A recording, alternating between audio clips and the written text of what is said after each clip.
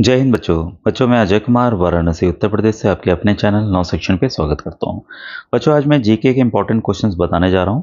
जो बच्चे class 9 10th है या 11 12th के लिए अतुल महेश्वरी छात्रवृत्ति परीक्षा अप्लाई किए हैं उनके लिए काफ़ी बच्चों इंपॉर्टेंट है। जैसा बच्चों आप जानते हैं कि जो लास्ट डेट फॉर्म अप्लाई करने की वो 30 अगस्त थी, इसे बढ़ाकर 15 सितंबर 15 सितंबर कर दिया है। तो डिटेल वीडियो के लिए आप जो अतुल महेश्वरी की प्लेलिस्ट है मेरे चैनल पर उसे अवश्य देखें। साथ ही साथ पूरी जानकारी के लिए आप जो भी और कॉम्पिटिशन्स की भी मैं तैयारी कराता हूँ व्हाट्सएप ग्रुप अवश्य ज्वाइन कीजिए। वीडियो के डिस्क्रिप्शन में आपको विजुअल लिंक मिल जाएगा। तो एकदम देखिए हम टाइम वेस्ट नहीं करते हैं और यहाँ पर आपको कई बच्चे हिंदी इंग्लिश के लिए कहते हैं, तो हिंदी इंग्लिश दोनों में आपको ये क्वेश्चन दिखने वाले हैं और करंट अफेयर्स के क्वेश्चंस बच्चों आते आते हैं। तो यहाँ मैं हिंदी पढ़ूंगा और इंग्लिश वाले बच्चे इंग्लिश मीडियम यहाँ से देख लेंगे। हाल ही में प्रकाशित NARI नारी 2025 की रिपोर्ट के अनुसार भारत में महिलाओं के लिए सबसे सुरक्षित शहर कौन सा है? तो बच्चों इसका जो सही आंसर है वो है कोहिमा। कमेंट सेक्शन में मुझे बताइएगा कोहिमा किस राज्य में स्थित है, कहाँ की कैपिटल है। नंबर 2 है, हाल ही में पंजाब नेशनल बैंक ने उद्यमिता को बढ़ावा देने के लिए कहाँ स्टार्टअप केंद्रीय बैंक शाखा का उद्घाटन किया? तो बच्चों सेकंड का सही आंसर है बच्चों नई दिल्ली। ठीक है। थर्ड क्वेश्चन आपके सामने है, हाल ही में किस देश ने स्कूली कक्षाओं में स्मार्टफोन के इस्तेमाल पर प्रतिबंध लगाने वाला कानून पारित किया है? तो ये भी एक इंपॉर्टेंट क्वेश्चन है। तो ये है बच्चों दक्षिण कोरिया। तो ऑप्शन नंबर 3 का बच्चों डी ऑप्शन सही है।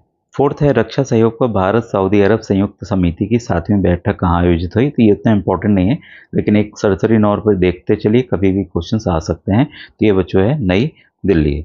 फिफ्थ क्वेश्चन है बच्चों, अफ्रीका के साथ भारत का द्विपक्षीय व्यापार वर्ष 2025 में कितने अरब डॉलर के आंकड़े को पार गया? देखिए इस समय ट्रम्प का टैरिफ वार चल रहा है, आपको पता है, तो इसको ध्यान रखते हुए ये सभी क्वेश्चंस थोड़े से इंपॉर्टेंट हो जाते हैं। तो ये है बच्चों 5 का सी 90 अरब डॉलर। सिक्स्थ है, भारत द्वारा किस देश के साथ संयुक्त सैन्य अभ्यास मैत्री का 14वां संस्करण आयोजित किया? देखिए मैत्री हमेशा साथ में आयोजित भारत करता है, तो ये किस देश के साथ करता है? ये करता है थाईलैंड के साथ में। ठीक है। तो 6 का बच्चों ऑप्शन नंबर डी सही है। ये 14th टाइम था जब इंडिया और थाईलैंड साथ में मिलकर इन्होंने प्रैक्टिस किया है। ठीक है। 7th है, किस राज्य में 1 से 30 सितंबर तक no helmet no fuel basis अभियान चलाया गया? ठीक है। तो 7th का बच्चों सही आंसर है हमारा उत्तर प्रदेश में ये किया गया है। 8th क्वेश्चन है, भारत किस देश के सैन्य अभ्यास ब्राइट स्टार 2025 में भाग लेने के लिए 700 से अधिक सैनिक भेजेगा? ठीक है। तो ये 8th का बच्चों सही आंसर है आपका मिस्र। आपका मिस्र ऑप्शन बच्चों सही है, यानी कि इजिप्ट। 9th है, हाल ही में किस राज्य विधानसभा ने राज्य में भीख मांगने पर प्रतिबंध लगाने संबंधी विधेयक पारित किया? तो 9th का सही आंसर है बच्चों मिजोरम। ठीक है। क्वेश्चन 10 है, हाल ही में किस देश संसद ने इंगा रुगिनियन को एक नए प्रधानमंत्री के रूप में मंजूरी दी है? ठीक है। तो 10th का बच्चों सही आंसर है ऑप्शन नंबर डी लिथुआनिया। ठीक है। लिथुआनिया जो है किस कॉन्टिनेंट का पार्ट है, किस कॉन्टिनेंट की कंट्री है, इसको कमेंट सेक्शन में आप मुझे बताइएगा। हाल ही में 27 अगस्त को पहली बार विश्व झील दिवस मनाया गया, यानी कि वर्ल्ड लेक डे भी आ सकता है हिंदी में डायरेक्ट। इसे संयुक्त राष्ट्र द्वारा घोषित किया गया था। तो 11th का बच्चों सही आंसर है ऑप्शन नंबर सी वर्ष 2024। ठीक है। इसके बाद है ये डेट भी इम्पोर्टेंट है डेट याद रखिएगा कि वर्ल्ड लेक डे कब मनाया जाता है? तो 27 अगस्त को मनाया जाता है। हाल ही में बिहार में किस शहर को पुरुष हॉकी एशिया कप 2025 का शुभारंभ हुआ? ठीक है। तो ये आपका एशिया कप हॉकी टूर्नामेंट कहाँ हो रहा है? तो याद रखिएगा बिहार में हो रहा है। ठीक है। तो ये इसका है राजगीर। ऑप्शन नंबर ए बच्चों यहाँ पर सही है। कौन सा पड़ोसी देश भारत की पड़ोसी पहले नीति और विजन सागर में एक प्रमुख भागीदार है? तो 13 का सही आंसर है बच्चों Sri Lanka. Option number C.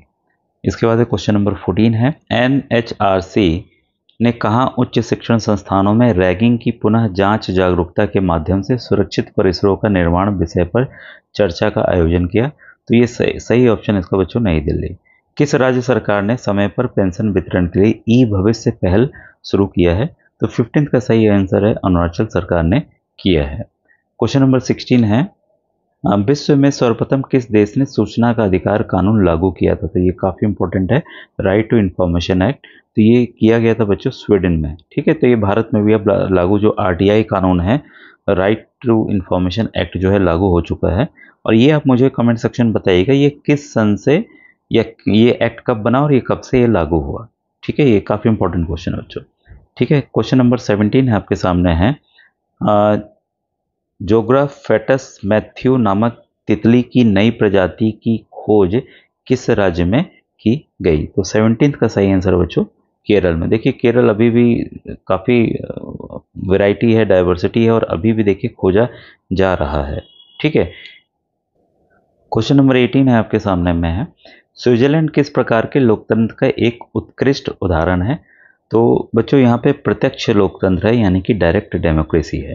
Question 19 है, बौद्ध ग्रंथ विनय पिटक का प्रमुख विषय क्या है? तो very important question, what is the main subject of Buddhist text Vinaya Pitaka? तो 19 का सही आंसर ऑप्शन नंबर डी, भिक्षु और भिक्षुणु के अनुशासन और आचार व्यवहार के नियम, तो rules of discipline and conduct of Monks and nuns. और आज का आखिरी क्वेश्चन ये है आपके सामने, थेरवाद किस धर्म के दो प्रमुख शाखाओं में से एक है? ठीक है, तो major branches of which religion? ठीक है, थेरावेदा, तो ये है बच्चों आपका बौद्ध धर्म। तो ऑप्शन नंबर सी बच्चों इसका सही है। ठीक है, वीडियो कैसा लगा जरूर कमेंट सेक्शन में बताइएगा। Thank you very much.